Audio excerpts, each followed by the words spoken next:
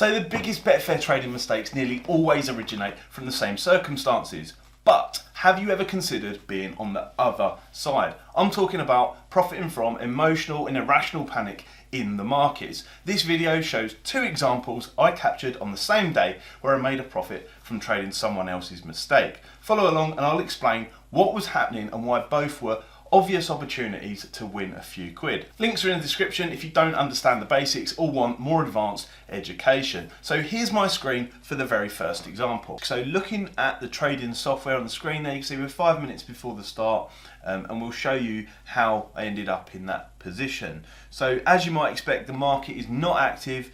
It's very illiquid. Quite frankly, there's nothing to trade at this point in time. People always get in the mistake of trading too early, feeling like they're missing out on something by trading these kind of markets. But when there's no opportunity, you shouldn't be doing anything. However, one unlucky person, I presume it was one anyway, in this instance, had decided to do that. Now, when you do that and you're on for too big, that means that you have to take several prices to get out of your position, which is a real bummer when the market moves against you, because then you end up in this big flat pushing the price even further where you didn't want it to go. So I want to draw your attention to the yellow line on the market overview there, which is Landsman. It takes me a second or two to notice this. I'll change the ladders around in a second there and put it in the third column.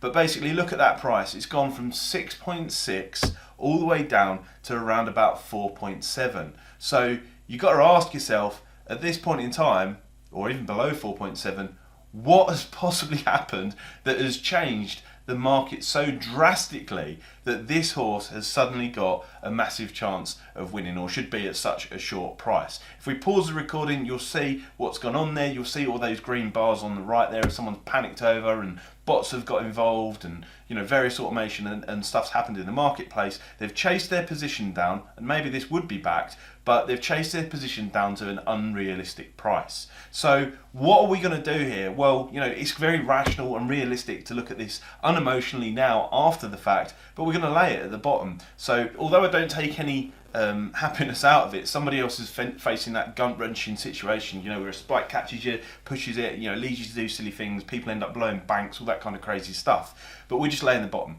So the market has overreacted to maybe a chunk that come in earlier on further up, you can see from the traded volume bars there, and somebody's chased the position down to a totally unrealistic price. We'll lay the bottom and we're going to sit there and just wait it out a little bit, because can the price carry on going? How far can it go? Yes, it's an unliquid market. There's only £74,000 matched at this point in time, but you see already the price reversal has started to go back in the alternate direction, and I'm thinking there about scaling out part of my position, offsetting the green zone. Great execution, as I'm always saying, leaving itself in a position where the price has to go, to lower than it's ever traded before to now be in the red, and locking in a quick 10 quid profit. So that happened in a matter of seconds. If you look at the market overview chart on the left there, you see the price has gone right back in, reverted back to somewhere where it should have been. And also, one point to say on this, it doesn't necessarily mean it will go back to the exact same price, but when it's this dramatic and drastic and happens so quickly like that, particularly as money starts to come into the market and the last race is finished, you'll see that the price will often bounce back to somewhere where it should have been more often than not. So we're just taking the overaction, we're being realistic, we're picking when we play, which is really important here, especially if you want to make consistent profits and have low stress trading, because if you're not low stress when you're trading, then you're not doing it right, quite frankly. You don't want to be the person that's having that gut-wrenching experience where leads on to doing something silly. Now, an additional thing to this is when this happens, it knocks other prices around in the market too. So you may have seen, if you look at the market overview, very erratic, price came in, other stuff bounced out, it started sort of a chain reaction in various situations. So I'm now looking at the market thinking, well, is this, the result of this happening, is there anything else in the marketplace where I can catch a little bit more of an overreaction now? Where is the true money coming in?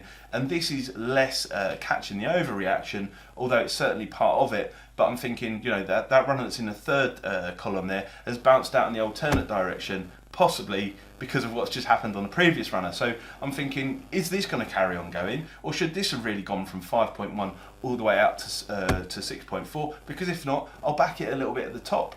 catch that that reversion in price in the alternate direction and nick a couple more quid. Now it looks like it's stalled there. It looks like this should have been a drifter along to one degree or another, so I don't want to be on this too long, particularly knowing that the price has just bounced through the 6.0 there. But actually you'll see in just a second that the price comes back in a little and we just add on a few extra ticks. Again, more results of overreactions in the marketplace, just taking little exploits. Now, if we move on to the second example to show you here, because this one's even clearer, because it was in a lower liquidity situation, makes for a nice example, but somebody got themselves in a panic here on this 3-runner race where Pay the Pilot come flying in. I've done a very short blog post about this on the site, you can see that, I'll put that in the description too. But the price come flying in here, again the same stuff, low liquidity, FOS loss or FOS loss if you want to call it that, £30,000 match, price has bounced all the way into 6 to 4, I've catched it just for a meagre 100 quid at the bottom there, knowing that it's very unlikely that this can carry on shorting like that, particularly when you've got a short price favourite that's flown out. I could have backed the short price favourite, if you're wondering about that, which is the same sort of thing. Skip forward a minute or so, letting it go out back to where it should be, and the price has gone all the way out from 2.5 or thereabouts where it was up to sort of 2.86, so we can lock in a profit. And again, this is extremely low risk, and even if the price didn't go as far, or it could go further, if the price didn't go as far, you're still locking yourself into a situation where you've exploited an overaction and someone else is panicking the market. Emotion, like I say, take no happiness out of the fact that maybe we profited from someone else's loss here, but this is the markets. Everybody gets to operate under the same terms.